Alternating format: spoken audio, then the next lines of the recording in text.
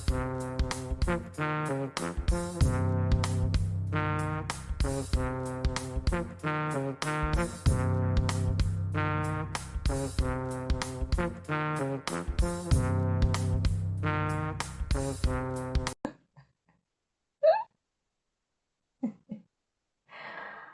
did an entire episode and I didn't even click on record. I did not record. All right, let me start again. Hello and welcome to Dumi's Daily Grind. My name is Dumi and I created this channel to share my experiences, inspirations I found from others, things I have been taught throughout various periods of my life, especially the ones that deal with sobriety, mental health topics, with spirituality being at the forefront. Now, please subscribe if you enjoy this type of content. And if you'd like, please support my channel via Patreon. You can find my Patreon on www.patreon.com/Dumi's Daily Grind. Now, today I want to speak about affect. The word is affect. Now, what is affect? Affect is a primitive, effective component of a stimulus or motive to action. It is more powerful than willpower and it drags along ego with it and takes over your conscious. Now, why do I want to talk about this? We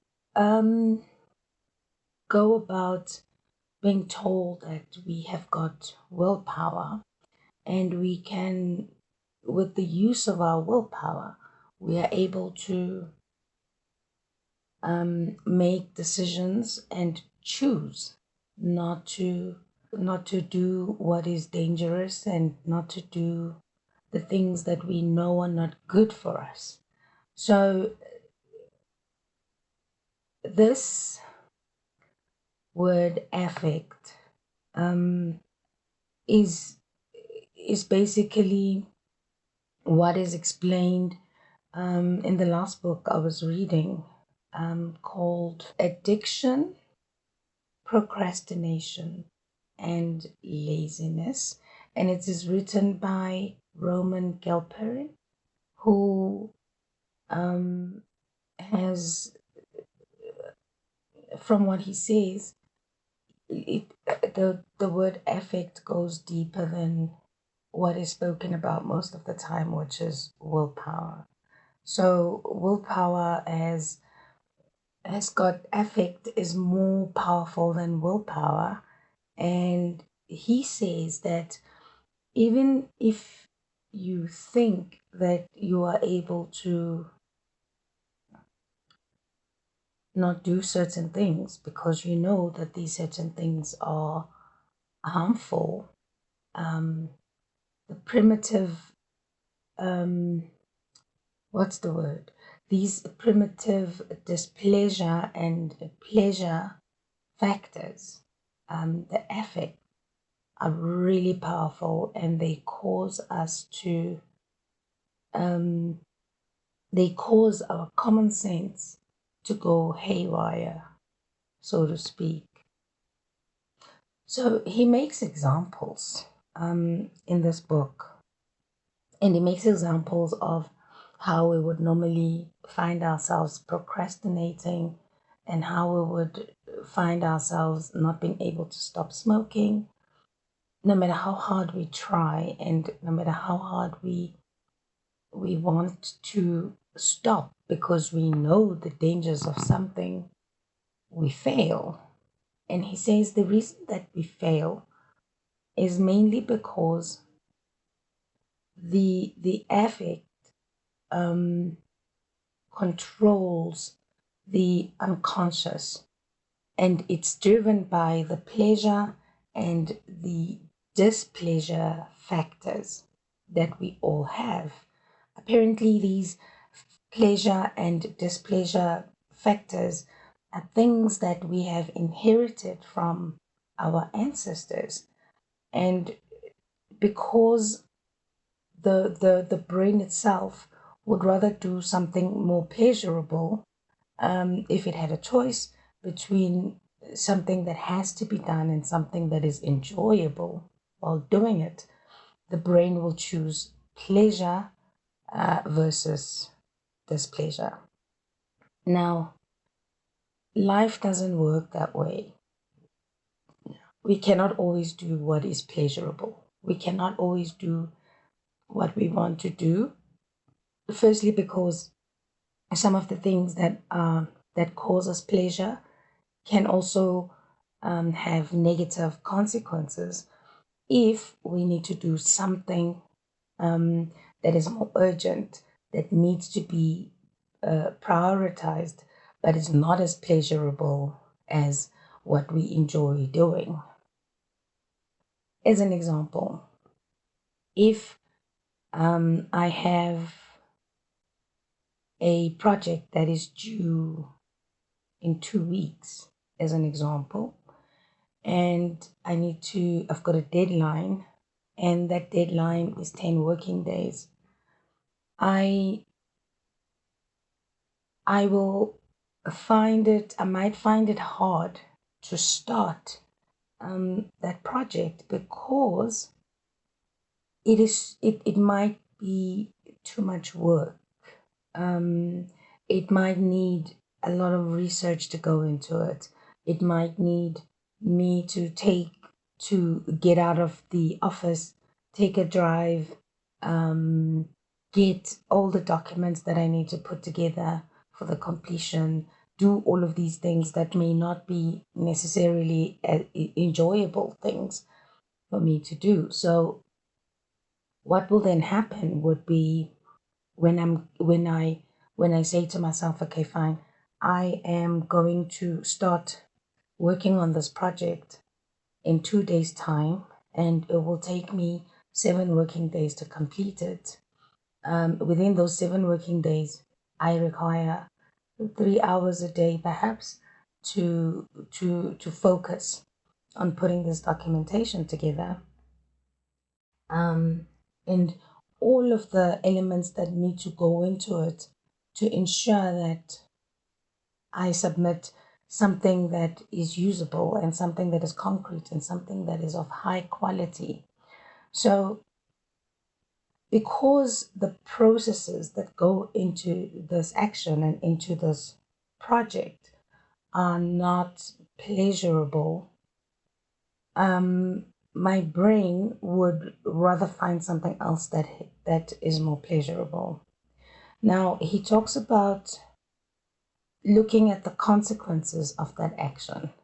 So, if, as an example, I submit this project and it's a high quality document, I submit it and it is wonderful because I did it in 7 days, giving myself 3 hours per day to work on it.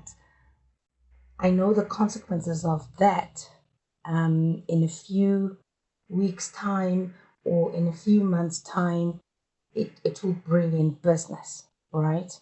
That is a positive consequence, but it's a positive consequence that is going to take some time to come into fruition.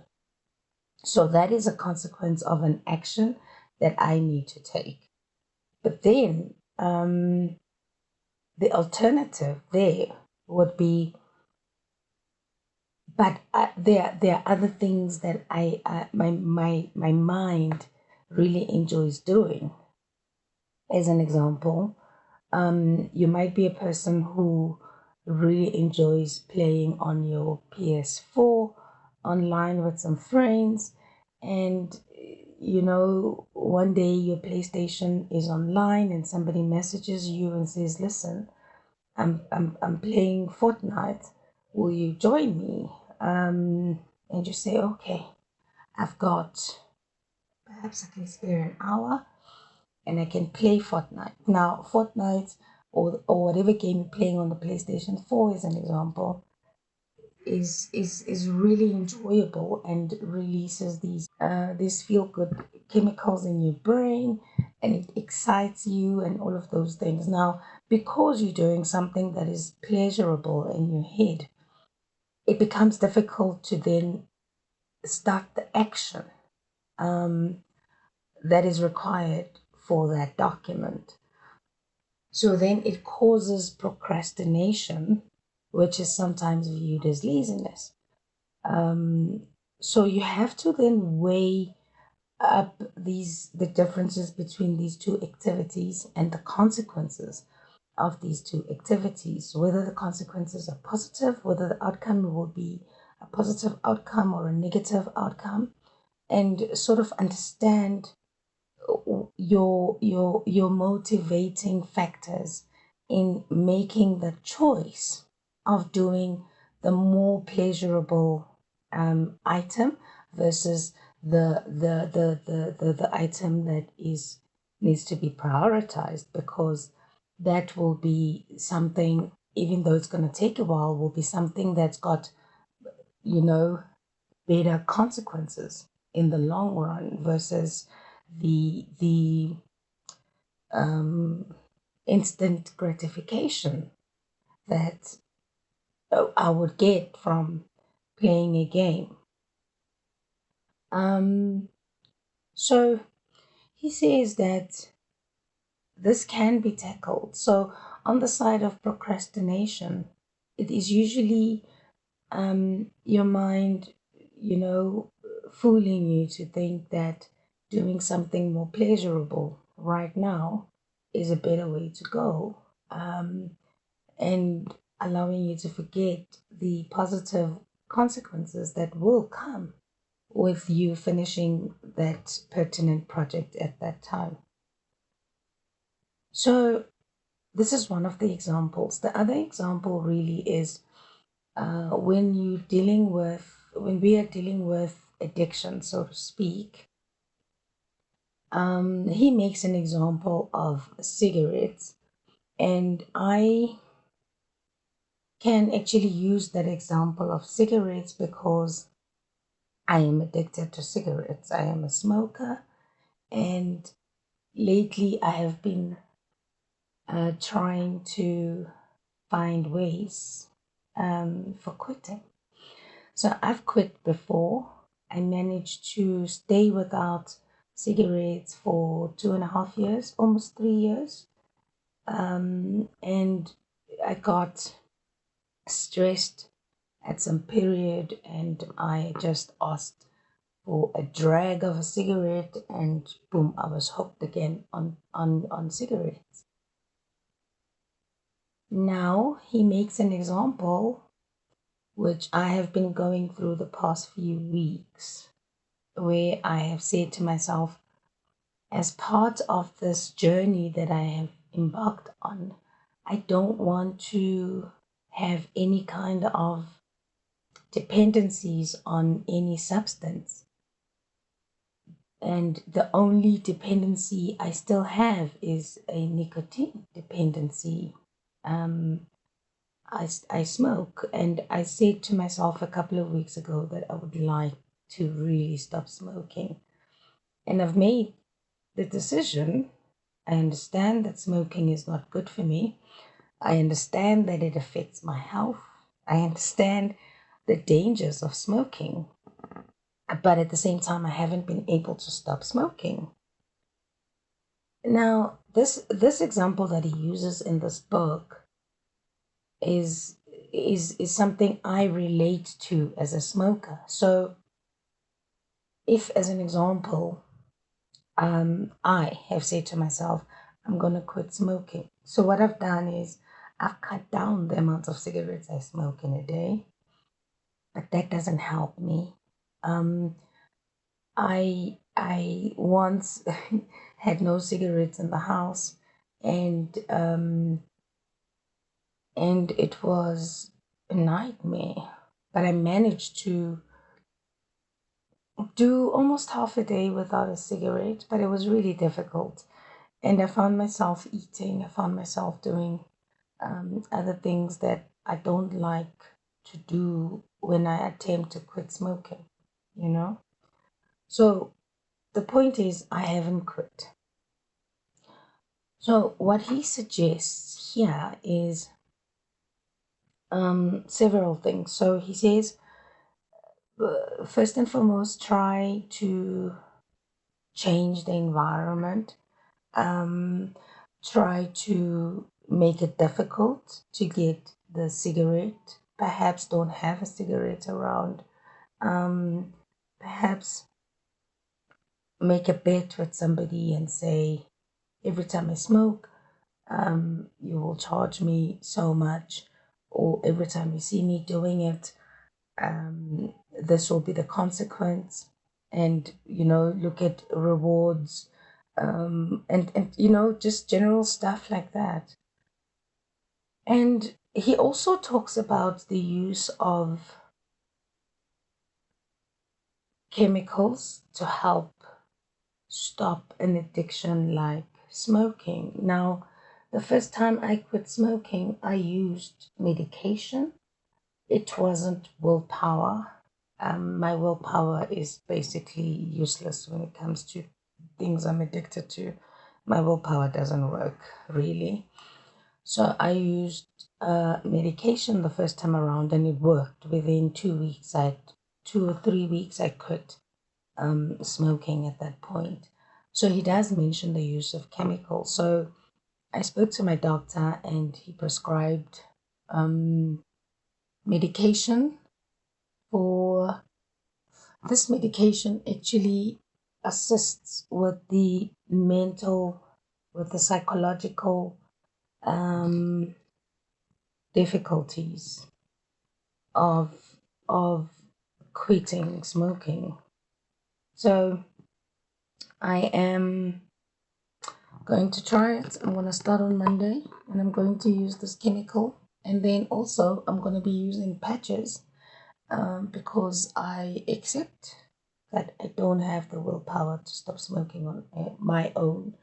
And he says that's one of the ways of tackling an addiction such as smoking. Um, he also talks about things that I picked up from the book that I related to was the fact that he says that when we choose to do the more pleasurable things, we should literally play it to the end. We should look at the consequence and say, but if I do this instead of doing what is supposed to be priority for me, what is really going to happen? I'm going to lose time. I won't be able to finish my project on time. I will possibly lose a sale. I will possibly not be able to submit something that is of great quality. And look at the actual consequences of giving yourself this short term pleasure. And in recovery, they call it instant gratification, right? And I like that idea because even in recovery programs, they always say that play the tape till the end. This applies to when you are sober. Let's say your drug of choice is cocaine, and you are sober, and you have been sober maybe for a couple of weeks, you've been clean, you haven't been using cocaine. And they actually say that when you have the craving for using it again, you should sort of understand the motivation behind that craving. Then you need to force yourself to remember the consequences of using cocaine at that time. You need to remind your brain and literally use the feelings and emotions that you felt the day after you use cocaine, the guilt, the shame, all of those negative emotions. You need to remember them. You need to force your mind to remember all of the consequences that comes with the use of cocaine at that point. In recovery, they say again, play the movie till the end, because your pleasure factors will only remind you of the the wonderful feeling that you get from the first hit, that wonderful feeling that you get that you are on top of the world, you are high, you are you will experience this overwhelming sense of confidence. You're going to have energy, you're going to have all of those things, but your mind does not remember what happens after that. What happens when the high is down? What happens when you black out? How do you behave when you're under the influence of cocaine, as an example? So, before making the choice to take a hit, you should play it till the end. You should remember the guilt and the shame and the regret and all of those things that you experience once the high is gone, and you have to face the consequences of your actions the night before, the day before, the few hours before, whenever. And that can be used as um, what is this word I'm looking for? As a demotivator for you to take that hit in the first place.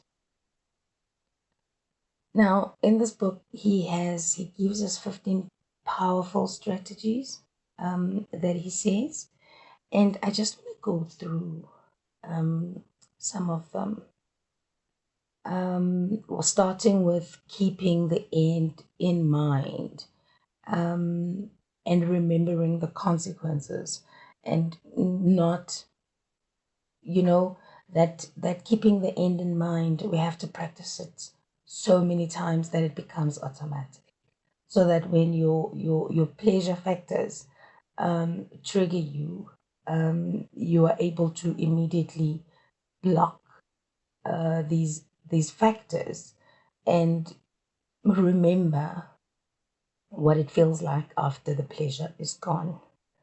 The next one he talks about is the power of habit and association, which basically says that the thought of an action and the thought of the consequences, forming a habit of thought, practicing of this will lead to creating these things as automatic. Now, form a habit to to quickly make an unconscious decision before you take the action. It sounds it sounds quite easy, but when it comes to practice itself, it's not a very easy thing to do. But with practice, everybody can get there. The other solution he talks about is controlling our environment. Now, this is one of the solutions in the book that I don't entirely agree with, because it's something I tried.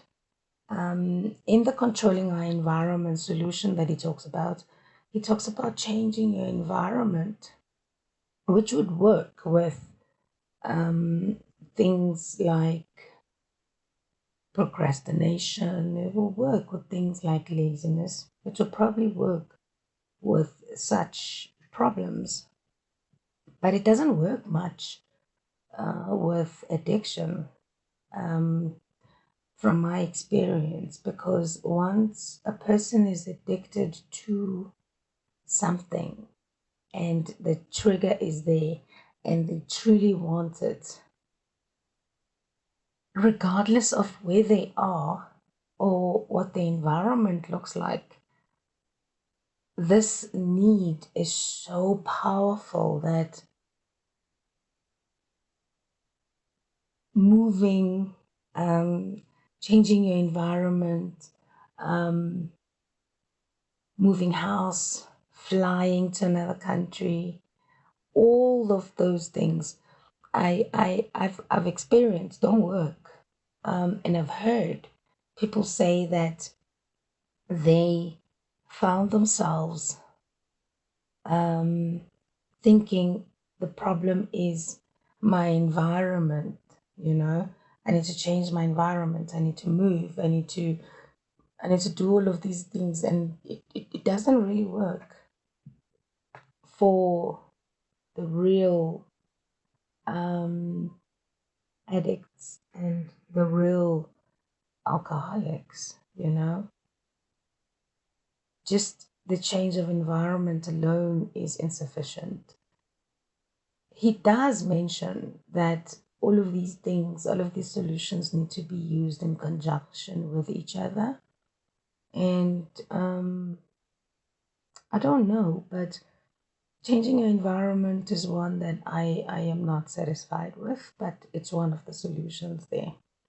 The next one he talks about is self imposed consequences. Now, the self imposed consequences that he mentions here involve,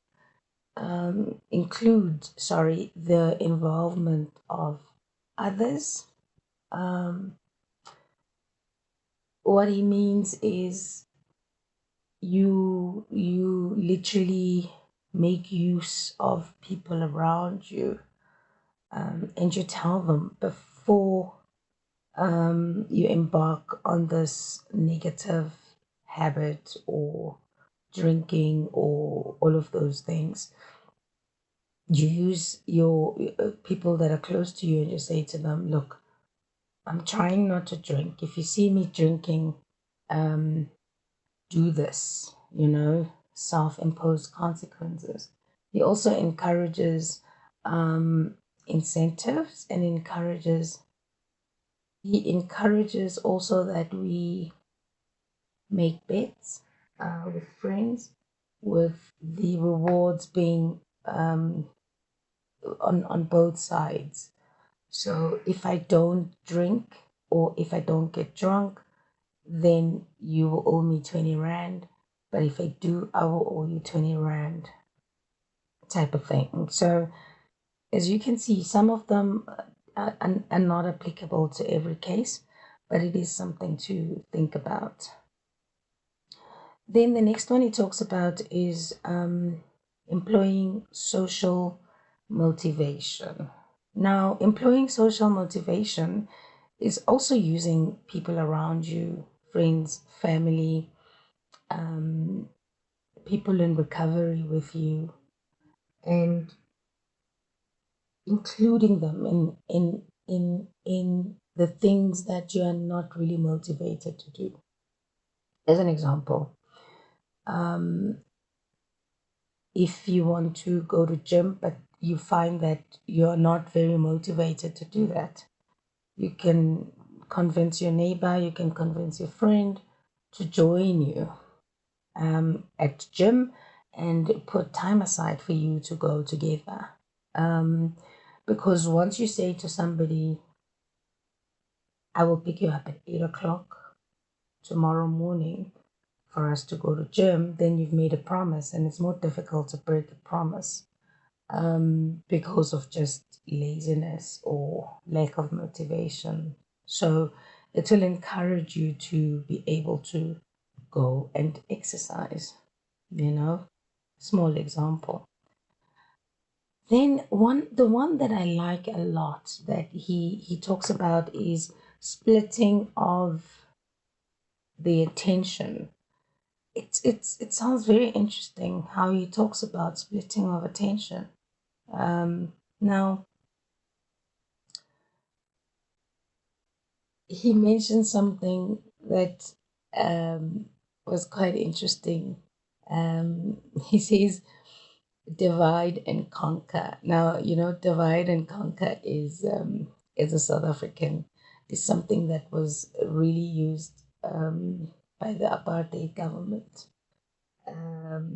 during apartheid to for them to control 95% of the population in South Africa. That's exactly what they used. So that's the analogy that he uses to say you split your attention. So, example, if maybe let me go back to addiction. If you are an alcoholic and you are sober for a while and you are at a point where you really want to drink, and you can feel it in your body, you've got butterflies in your tummy, you've got anxiety, you're going through all of these emotions that one will go through that lead to a drink. You take that attention and you divide it by focusing some of your brain on another thing, another more enticing and another pleasurable effect, right? So, so this is how he explains it. So you basically devote the mind to healthier activities, splitting our attention, eventually mobilizing the whole mind to something healthier. So you need to focus on important primary activities. You don't completely forget about what it is you are craving to do, but you don't give that certain thing your entire mind's attention. You give it half your mind's attention, and then you find a healthier, more pleasurable, something else to focus on. This will still be there, but you focus on this, and what eventually happens is you will end up, slowly through the division of your attention, you let the more healthier, pleasurable activity take over your mind's attention, which I think it's quite it's quite a cool way to look at it, really. Um, the other solution is directing your attention instead of splitting it. You direct your attention away from the pleasure unconscious, and you seek the attention and make the attention more intense. Um, so this is sort of it's not exactly ignoring it, it's not exactly avoiding it, but it's redirecting your mind away from the pleasure unconscious, um, by consciously making the decision to not do what your pleasure unconscious is enticing you to do, you know? Then he speaks about employing of emotions, where you harness the motivating power of emotions towards a positive action, consciously channeling the negative emotions to positive ones. Something that will partially satisfy the negative emotions, redirected towards productive ends, such as making amends. This is very cool because um, making amends is an example that he uses in this book, which is a really powerful way of employing emotions. You know, if if you know you did something wrong, um, at some point, you know you have done something wrong, by redirecting that wrong action to making amends, you not only overcome the pleasure unconscious, but also you have more positive consequences because you're making amends, which I really like.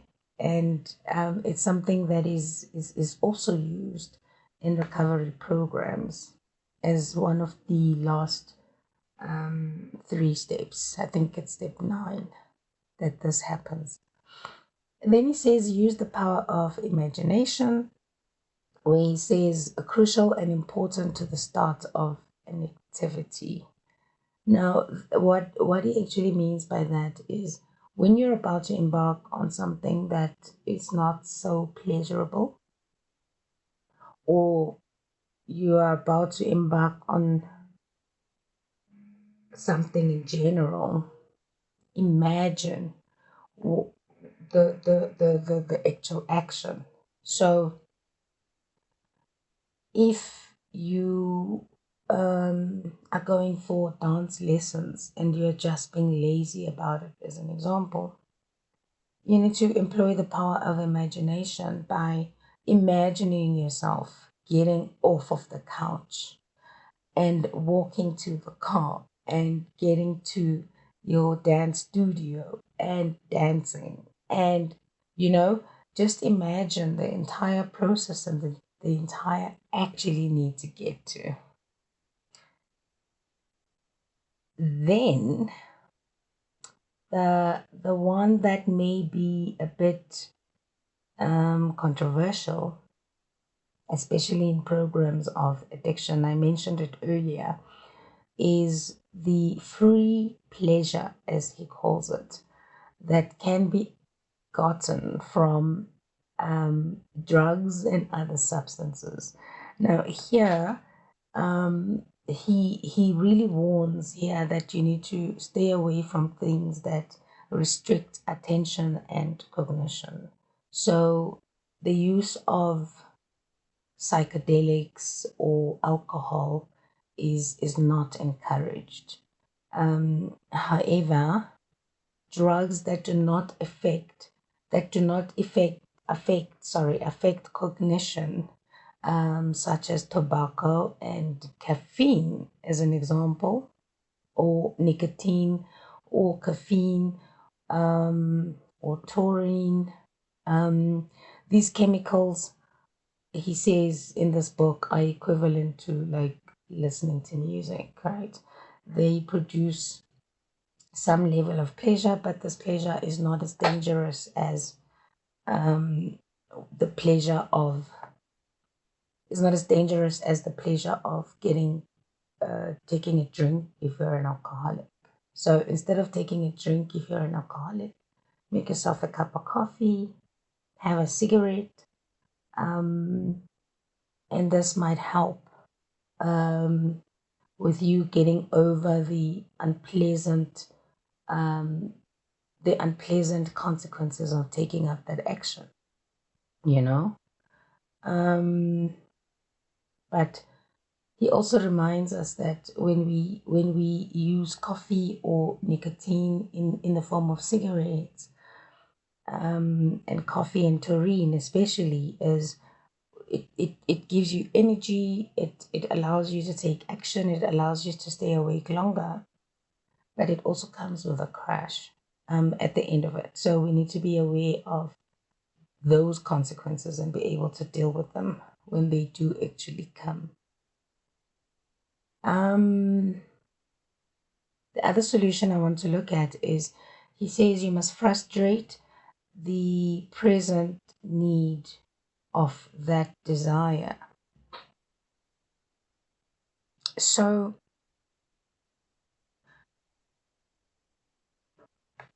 this one, I would say, I would make an example of somebody who is a sex addict, as an example. So you're sitting and all you're thinking about is, you know, um, what it is that you want to do. Maybe you want to watch an X-rated video. Maybe you want to um, do something that you know is going to be detrimental at the end of the day. It's going to cause you feelings of guilt and shame at the end of the day. He says you can use this. You can use this um, pleasure requirement through frustrating that need by pushing the need forward. Okay? You push it forward and you make it your future reward if you finish what is priority for you to finish. I'm trying to make an example here that will simplify this concept. This need that you have currently, the strong feeling, the strong desire, can be used as a reward to help you keep doing the task that you're currently busy with so that you can finish it. By making your current desire your future reward, and but this, he warns, should really be used sparingly, because it's not healthy, but can be used just as additional motivation to get tasks that need to be done. And then you need to monitor your capacity for attention, because uh, look, if you were tired, if you've just eaten and you're busy digesting your food, it's very difficult to solve problems. So no amount of motivation will be able to help you. So you need to avoid excess attention. That's the other advice that he gives in this book. I think I've gone through most of the things that one can use to um, sort out this problem of that primitive affective component of a stimulus or motive to action, and have a bit more control over their minds and be able to motivate yourself to do what really needs to be done. Um, and this way, he says, is the best way to sort out procrastination, laziness, and addiction. Um, I think I have broken down most of the strategies that he talks about in this book. And I just want to go through, to quote what it says in the description of the book and the summary itself, before I end the actual episode. So he says, what is motivation? Why do we feel totally paralyzed to do certain things and utterly unable to quit other things? Too many people conclude falsely that they are just lazy or lacking in willpower. But what they lack is the correct understanding of their own minds, of motivation and what exactly motivation is, and the way that it operates. Now, the book, I quote, is a rigorous analysis of the psychology of motivation. It is meant to teach us how to stop procrastinating, kick addictions, circumvent laziness, take control of our actions, and achieve our goals by thoroughly understanding the way our minds actually work.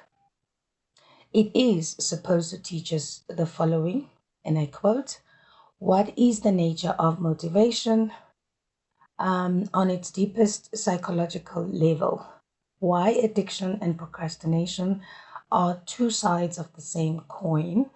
Why there's no fundamental difference between a physical and a psychological addiction?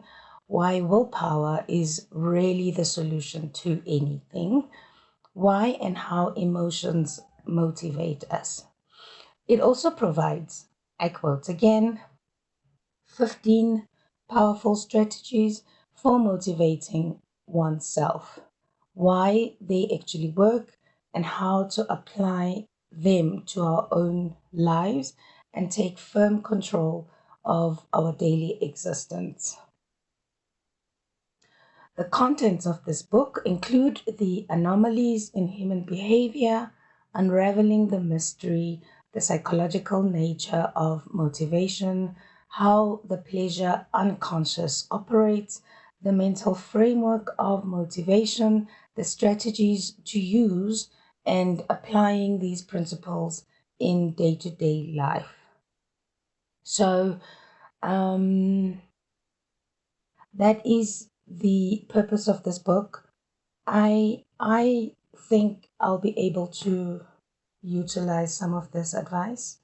And like I mentioned before, if you're a regular follower of my channel, you know that I decided to embark on the spiritual journey to finding serenity and peace of mind and be free from addiction and to live life on life's terms, being present and aware and intentional in whatever it is that I do on a daily basis, and learning to live one day at a time, and do things that I can just for today. So I am really interested in finding out if this advice can be incorporated with the program I'm currently in, um, and all of the things I'm trying to implement.